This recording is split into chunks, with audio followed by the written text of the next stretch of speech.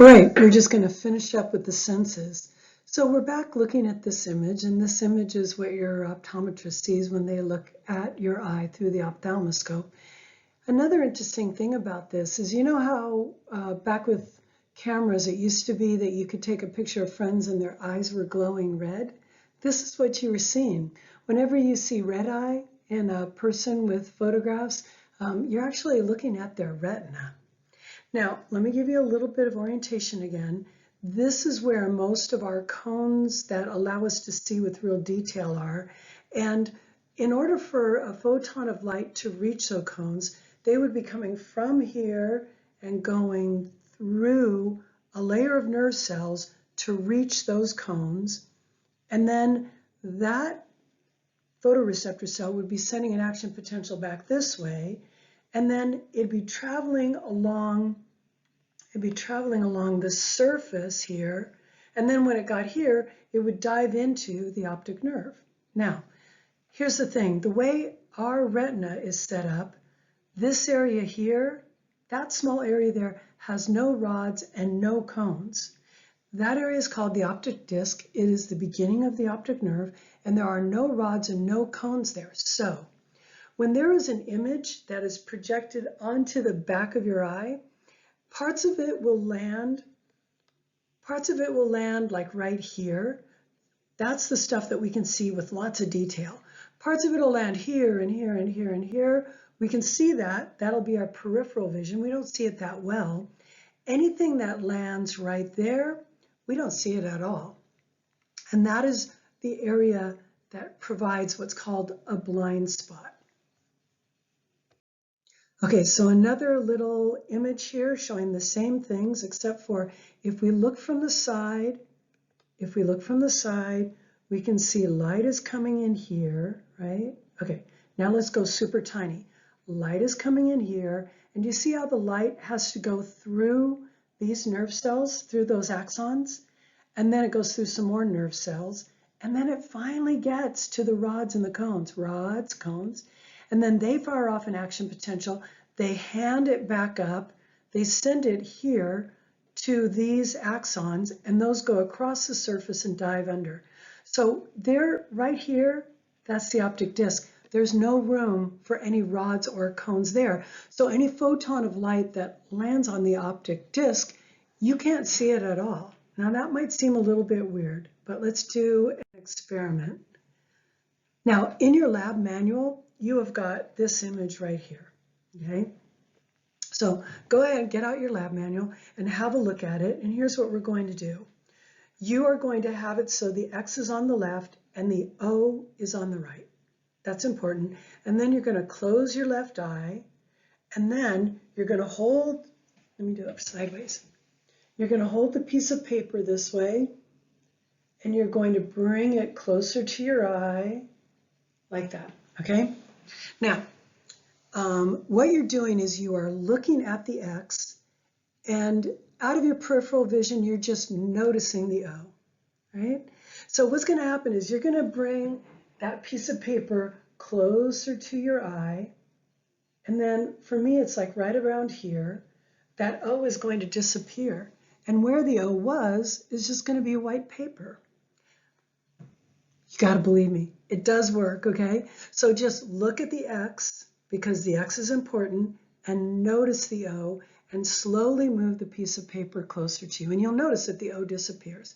It disappears when all of the photons of light that are bouncing off of the O land on your optic disc, which is where you have a blind spot.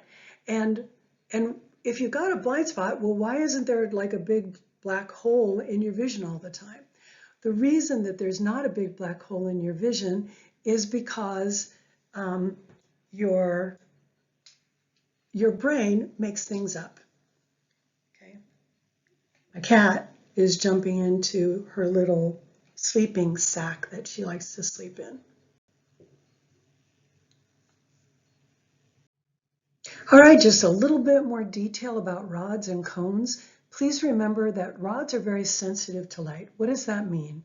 That means that just a couple of photons of light, so very, very dim light, will cause the rods which are these guys here, to fire off an action potential. And we use them to see in very dim light. But rods, we only have one type of rod, so rods do not allow us to perceive colors. Okay, and that's why when you're in your room really, really dark, you can kind of see the outlines of things, but everything's kind of just shades of the same color. Right? Now, what about cones? Cones let you see in color, but they are not very sensitive to light. And since they're not very sensitive to light, it takes a lot of light to get them to fire off. Humans rely a lot on our cones, and since we rely a lot on my cones, here's my cat, this is Daisy. Since we rely a lot on our cones, we need bright light, and that's why we are daytime creatures. So here are the rods and the cones. The rods use rhodopsin, and the cones, they use 3 different pigments. And here you can see what the rods and cones look like in real life through a microscope, and you can see how they got their names. One more detail about rods and cones. Why pirates wore an eye patch, okay? You always see pirates that got an eye patch, right? And I used to think, well, you know, they got hooks for hands and you can put an eye out that way. Yeah, that's not why pirates wore an eye patch. Pirates wore an eye patch because of rods. I told you that rods were really, really sensitive to photons of light, and they use the pigment rhodopsin. What I didn't tell you is that when a photon of light hits a rod, it causes that pigment rhodopsin to just smash up into smithereens. And then that cell needs to put the rod back together again, right? Or the rhodopsin. And that takes time.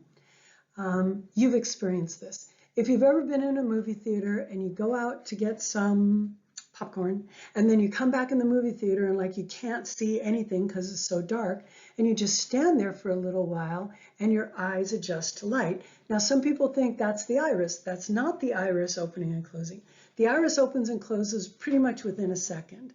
What you are waiting for is when you walked out into the lobby, the photons of light, they destroyed the rhodopsin inside of your rods, and so while you're standing there in the back of the movie theater waiting for your eyes to adjust, you are waiting for those rods to put the rhodopsin back together again and bring those photoreceptor cells back online.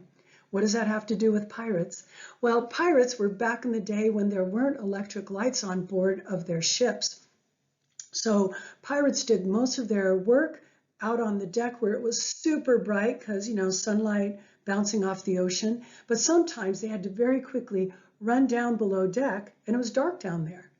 So if it was like you in the movie theater, you'd have to run down below deck and stand there for a minute or so while your rods came back online, right? Well, they put an eye patch over one of their eyes so that all of the rods that are in that eye that's being covered by the patch, those guys are being protected from sunlight. So then when they go down to the bottom of the stairs and they're underneath the deck, they could flip up the eye patch, find what they needed to find, then flip it back down, walk back upstairs, and that's why pirates wore an eye patch. All right, we're moving on to the next topic, which I think is blood. Anyway, I'll see you then.